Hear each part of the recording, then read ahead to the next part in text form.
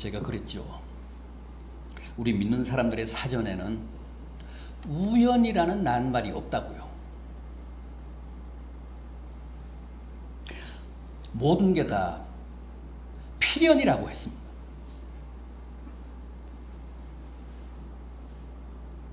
모든 게 다 우연을 가장한 하나님의 섭리고 경륜이라고 했습니다. 그런데 그건 사실입니다. 그건 진리입니다. 우리 삶에는 그 무엇도 하나님의 주권 아닌 게 없고 주님의 뜻이나 주님의 계획 아닌 게 없습니다.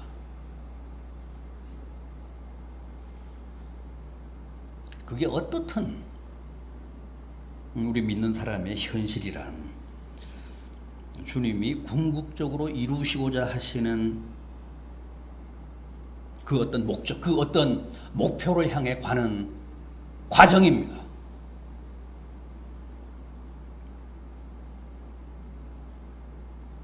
모든 게 합력하여 선을 이룬다고 하지 않았습니까? 지금 내가 처한 사정이나 형편은 바로 그 최종적인 선을 향해 가는 도상에 있다는 겁니다. 그 사실을 받아들이고 그 사실을 확신하는 게 바로 섭리신앙입니다.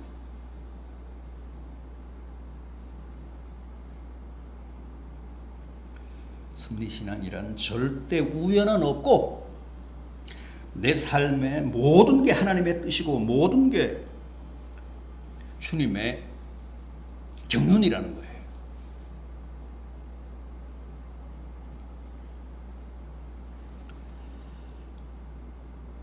여러분들은 구약에서 섭리신앙의 대가를 꼽는다면 누구를 드시겠습니까?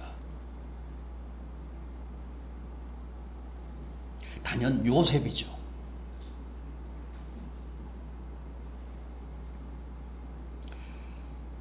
구약 창세기 45장 3절이 합니다. 요셉이 그 형들에게 이르되 나는 요셉이라. 내 아버지께서 아직 살아 계시니이까. 형들이 그 앞에서 놀라 대답하지 못하더라. 요셉이 형들에게 이르되 내게로 가까이 오소서. 그들이 가까이 가니 이르되 나는 당신들의 아우 요셉이니 당신들이 애굽의 판자라. 그러나 당신들이 나를 이곳에 팔았다고 하여 근심하지 마소서. 한탄하지 마소서. 하나님이 당신들의 생명을 구원하시려고 나를 당신들보다 먼저 보내셨나니 그런즉 나를 이리로 보내신 이는 당신들이 아니요 하나님이시라. 하나님이 나를 바로의 아버지로 삼으시고 그의 온 집의 주로 삼으시며 애굽 온 땅의 통치자로 삼으셨나이다. 생각해 보십시오. 세상에서 요셉이 당한 배신과 아픔과 고통보다 더한 비애와 불행이 또 있을까요? 어떻게 친형들이 공모해서 어린 동생을 죽이려고 깊은 구덩이에 던집니까? 어떻게 자기들의 어린 동생을 돈 받고 상인들에게 노예로 팔 수가 있습니까?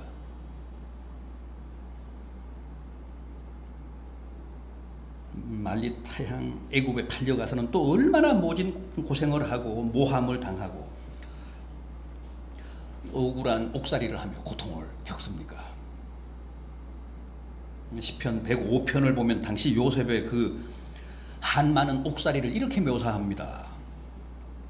발이 착고에 상하며 그 혼이 쇠사슬에 매였었노라.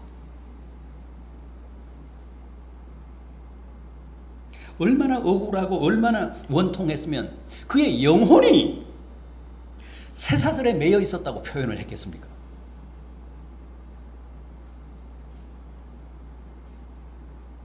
그러니 우리 같으면 얼마나 이를 바득바득 갈며 형들을 원망하고 저주하며 날마다 복수의 칼날을 갈았겠습니까? 그런데 요셉을 보십시오. 그 어디에도 형들을 원망하거나 저주하거나 자기 연민에 빠지거나 신세를 한탄하거나 절망한 흔적이 없습니다. 문수는 외나무다리에서 만난다고 우여곡절 끝에 기적같이 그 노예로 팔려간 어린 소년이 애굽의 국무총리가 되잖아요.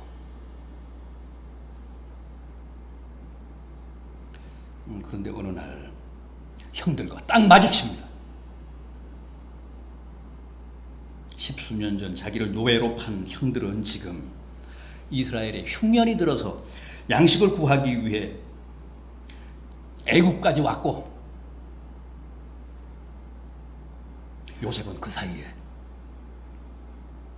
초강대국 대국 애굽의 제2인자인 총리 대신이 되어 상상할 수도 없는 신분으로 형들과 딱 맞닥뜨렸습니다. 형들은 두려움에 사로잡혀서 사시나무 떨듯 하는데 요셉은 방성대곡을 하며 뭐라고 했습니까? 당신들이 나를 팔아서 내가 여기 오게 된 게 아니라 하나님이 당신들보다 먼저 나를 이 애굽에 보내신 겁니다. 우리 가족들 흉년으로부터 우리 자식들을 지키고 구하시려고 당신들 앞서 나를 이 애굽에 보내신 겁니다. 하나님의 뜻이었습니다. 하나님의 경륜이었습니다. 하나님의 섭리였습니다.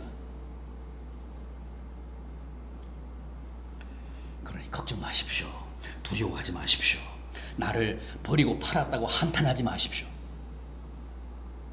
아버지는 아직도 살아계십니까?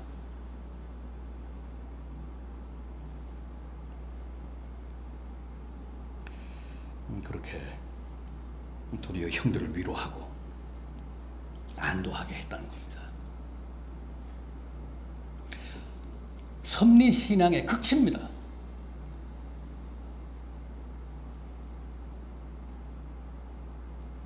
도저히 있을 수 없는 비극까지도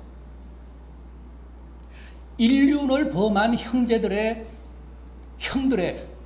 그 범죄까지도 다 심오한 하나님의 뜻과 섭리로 받아들이면서 절대 형들을 원망하거나 저주하거나 보복하지 않았습니다. 얼마나 위대한 섭리신앙의 선각자입니까? 오늘 우리도 마찬가지입니다. 그 어떤 아픔이나 상처도 배신이나 모함이나 고통도 무고한 옥살이도 다 하나님의 섭리로 받아들이고 하나님의 경륜으로 해석하고 그 어떤 사건도 우연이나 실수가 아니라 필연으로 하나님의 뜻으로 용납하고 수용할 수 있어야 한다는 거예요. 그게 섭리신앙입니다. 아무리 하찮은 거라도 하나님의 뜻 아닌 게 없다는 거예요.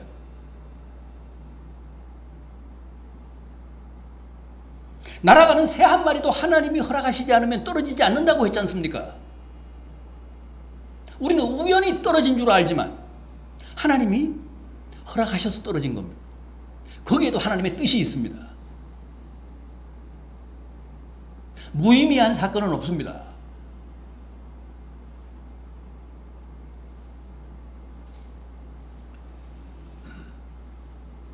오늘 우리에게도 꼭 요셉과 같은 이런 섭리신앙이 필요합니다. 그럴 때만 이 험한 세월도 가혹한 현실도 다 믿음으로 이기고 감사하며 각자의 운명에 맞설 수 있다는 거예요.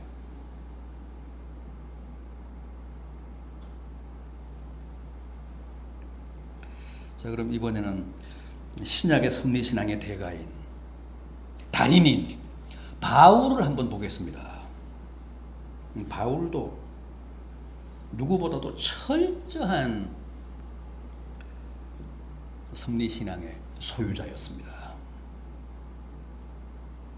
그는 자신의 모든 처지와 환경과 시련을 무섭도록 철저하게 하나님의 뜻으로, 하나님의 섭리로, 하나님의 경륜으로 해석하고 적용하고 용납하고 수용한 사람입니다.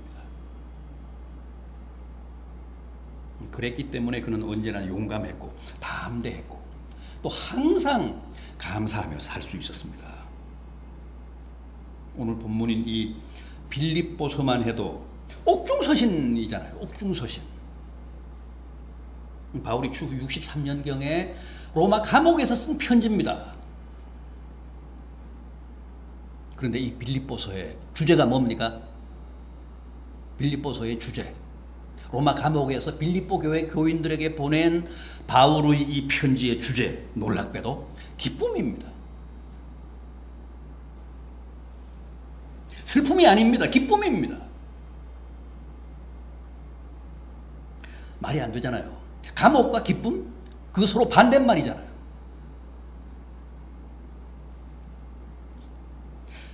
서로 상반되는 뜻 아닙니까? 상반되는 뜻.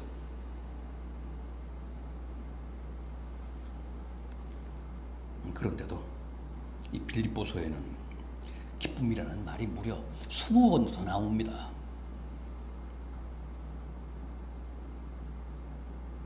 그건 뭡니까?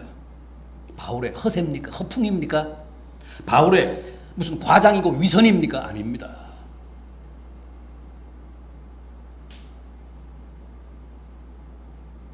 옥중서신인 이 빌립보서의 기쁨은 바울의 위대한 섭리신앙의 계가입니다.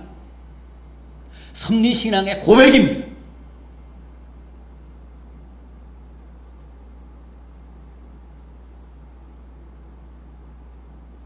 당시 바울의 수감 생활은 비극이 아니고 우연이 아니고 아무런 의미도 없는 사건이 아니고 그 모든 게 하나님이 당신의 뜻을 이루어 가시는 과정이라는 거예요. 그래서 자기는 기쁘다는 거예요.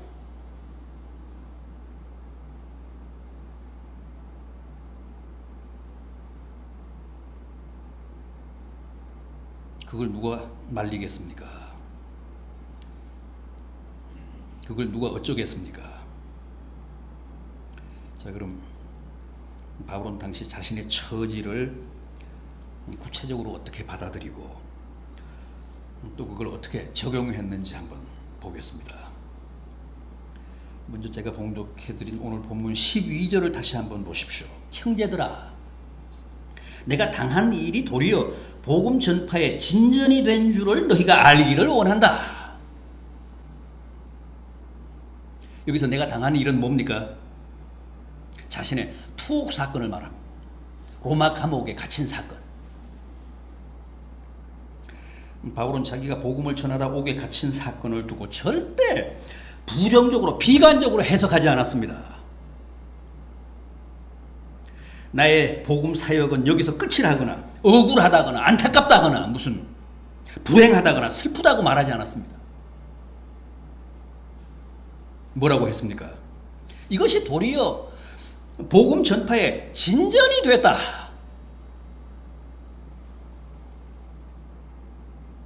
복음 전파에 진전이 된 사실을 너희가 꼭 알기를 원한다.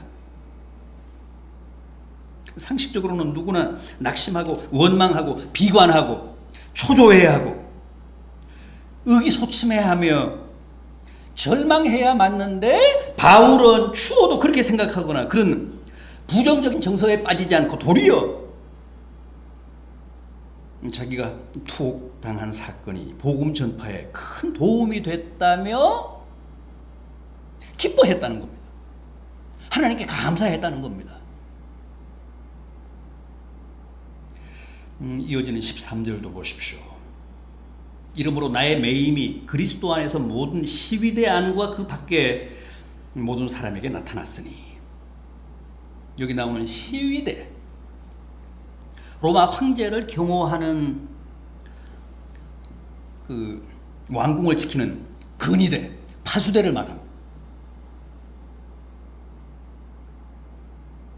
바울은 감옥에 있으면서도 자기를 지키는 그 시위대원, 파수대원들에게 전도를 해서 이미 그때 시위 대원 가운데는 복음을 믿고 그리스도인이 된 사람이 있었다는 거예요. 그리스도인이 벌써 발생했다는 겁니다. 그러니까 바울은 자신의 그 수감 생활을 로마의 심장부를 복음화하시려는 주님의 원대한 섭리로 받아들인 겁니다. 주님이 뜻이 있으셔서 이 시위대원들을 복음화해서 이 로마의 심장부를 복음으로 뒤엎으시려고 나를 감옥에 갇히게 하셨다는 거예요. 각본대로 가고 있다는 거예요.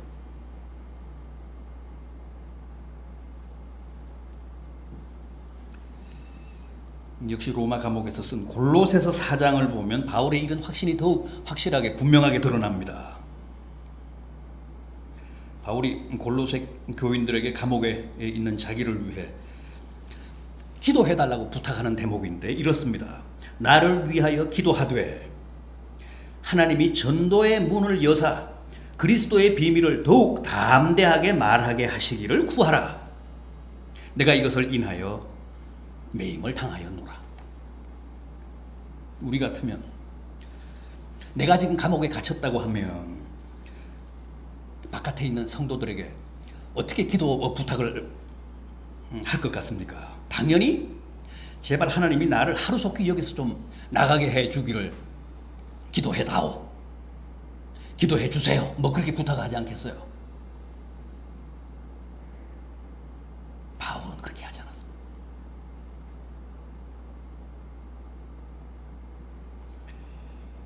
이 감옥 속에서도 내가 담대하게 복음을 증거할 수 있게 기도해다오. 그것을 위해서 내가 감옥에 갇혔으니 나로 하여금 이 감옥 속에서 담대하게 복음을 전할 수 있게 주님께 기도해다오. 석방을 위해 기도해달라는 데는 어디에도 없습니다.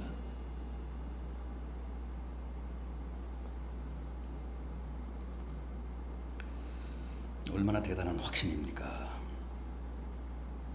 내가 이렇게 감옥에 갇힌 것은 절대 불행한 일도 아니고 억울한 일도 아니다. 오히려 이 모든 게 복음의 진보, 복음 전파를 위해 주님이 뜻하시고 기획하신 주님의 섭리다.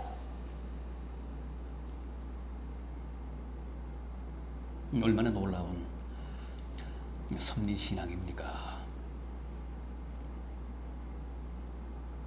당시 바울이 겪었던 인간관계에 대한 이해나 해석도 그렇습니다. 본문 15절 이하를 보십시오. 어떤 이들은 투기와 분쟁으로, 어떤 이들은 착한 뜻으로 그리스도를 전파하나니 이들은 내가 복음을 변증하기 위하여 세우심을 받은 줄 알고 사랑으로 하나 그들은 나의 매임에 괴로움을 더하게 할 줄로 생각하여 순수하지 못하게 다툼으로 그리스도를 전파하느니라. 17절에서 바울이 가리킨 그들이라고 한 사람들은 참 고약했습니다. 참 잔인했습니다. 그들은 지금 감옥에 매여 있는 바울에게 괴로움을 주려고, 바울의 가슴이 쓰리게 하려고 열심히 복음을 전파했다는 거예요. 다 바울의 동료들이었는데 바울이 감옥에 갇히자 오히려 기뻐하며 봐라, 바울은 범죄자였다며 악선전을 하면서 바울의 가슴을 쓰리게 하려고 전도에 더 많은 열을 냈다는 거예요. 바울만 전도할 수 있는 게 아니다. 우리도 잘한다. 바울은 범죄자다. 그래서 지금 투옥이 됐다.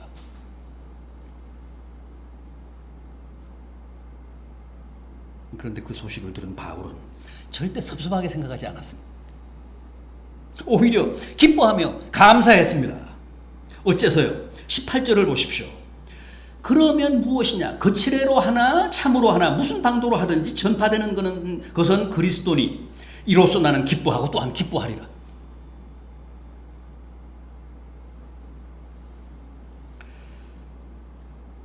모든 것이 합력하여 선을 이룬다는 섭리신앙이 아니고서는 상상할 수도 없는 고백입니다. 괜찮다. 나를 힘들게 하고 오히려 내 가슴을 쓰리게 하려고 전도하는 것도 괜찮다.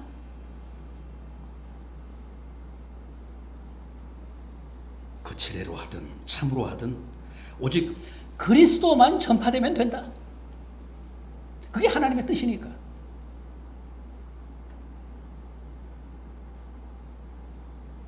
따라서 나는 그저 모든 것을 기뻐하고 기뻐할 뿐이다. 감사하고 감사할 뿐이다. 정말 못 말리는 섭리신앙입니다. 그뿐 아닙니다. 바울의 죽음에 대한 생각도 보십시오. 사실 당시 바울은 일정 기간 수형 생활을 끝내면 이제 출소하는, 형기를 다 채우면 출소하는 그런 죄수가 아니잖아요. 언제 끌려나가서 처형 당할지 모르는, 참수를 당할지 모르는 사형수였습니다. 사형 선고를 이미 받았습니다. 그러니까 이 세상에서 가장 측은하고 불행한 사람이었습니다. 그런데도 보십시오. 당시 바울의 정선한 모습에는 그 어디에도 사형수의 어두운 그늘이 안 보입니다. 그 어디에도 죽음의 공포나 초조함이나 두려움이나 체념이나 불안한 기색이 없습니다. 오늘이든 내일이든 끌려나가서 목베임을 당할 사람인데도 죽음을 의식하며 위축된 모습을 보이는 대목이 없습니다. 대체 어디서 온 초연함일까요? 20절 이하를 보십시오. 나의 간절한 기대와 소망을 따라 아무 일에든지 부끄러워하지 아니하고 지금도 전과 같이 온전히 담대하여 살든지 죽든지 내 몸에서 그리스도가 존귀하게 되려 하려 하나니 이는 내가 사는 것이, 내게 사는 것이 그리스도니 죽는 것도 유익함이라. 나는 살든지 죽든지 내 몸에서 나로 인해 그리스도가 존귀하게 되면 그것으로 족하다는 거예요. 신경을 안 썼습니다.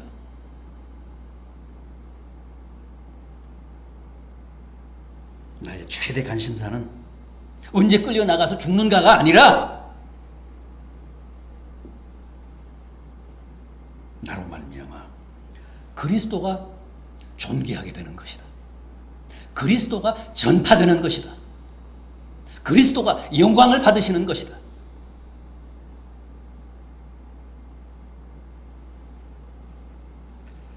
나는 오직 주님 뜻대로, 주님 섭리대로, 주님의 처음만을 따를 뿐이라는 겁니다.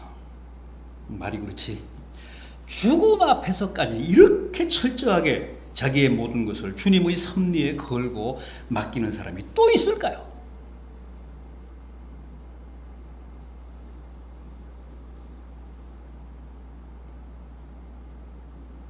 어거스틴이 한 번은 심한 열병으로 혼절을 한 적이 있습니다.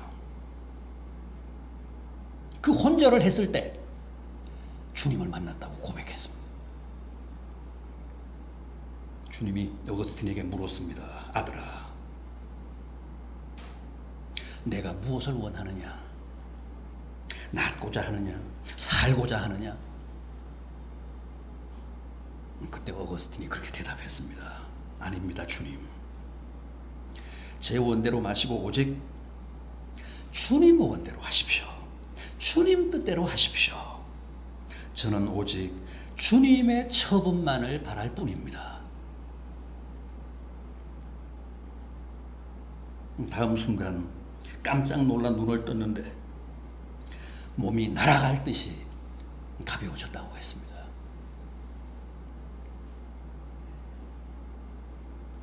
독일의 유명한 백작 한 사람이 자기의 신분과 명예와 지위와 재물을 하루아침에 다 포기했습니다. 가난한 사람들을 다 불러서 자기의 많은 재산을 다 나눠줬습니다. 그리고 복음을 전하기 위해 맨발로 거리에 나섰습니다. 사람들이 다 미쳤다고 했죠. 그 꼴이 뭐냐고 비난하고 대놓고 비웃었습니다. 그때 그는 한 친구에게 아니야. 나는 아직도 너무 사치스러워.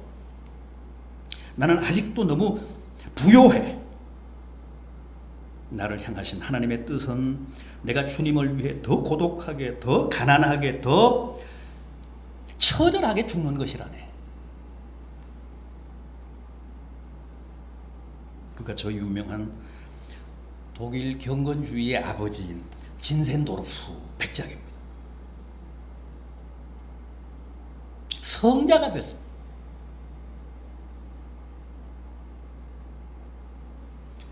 여러분, 하나님의 섭리를 믿는 사람에게는 감옥도, 동료의 배신도, 헐벗음도, 굶주림도, 죽음도 더 이상 불행이나 슬픔이 아닙니다. 섭리신앙에 투철한 사람에게는 그 어떤 아픔도 고통도 결코 불행이 될 수 없습니다. 주님이 반드시 그 모든 것을 통해 당신의 뜻을 이루실 것이라고 확신하기 때문에 그저 기쁘고 감사할 뿐입니다. 내가 살아가며 겪고 당하는 모든 게 불행이 아니고 우연이 아니고 실수가 아니고 필연이고 다 하나님의 뜻이고 하나님의 경륜이라고 믿는 겁니다. 그러면 하나님이 반드시 은혜를 베푸십니다. 모든 것을 합력하여 궁극적으로 선이 되게 하십니다. 더할 수 없는 아름다움이 되게 하십니다. 부디 요셉과 바울의 이런 섭리신앙이 여러분들께도 늘 충만하기를 진심으로 기원합니다.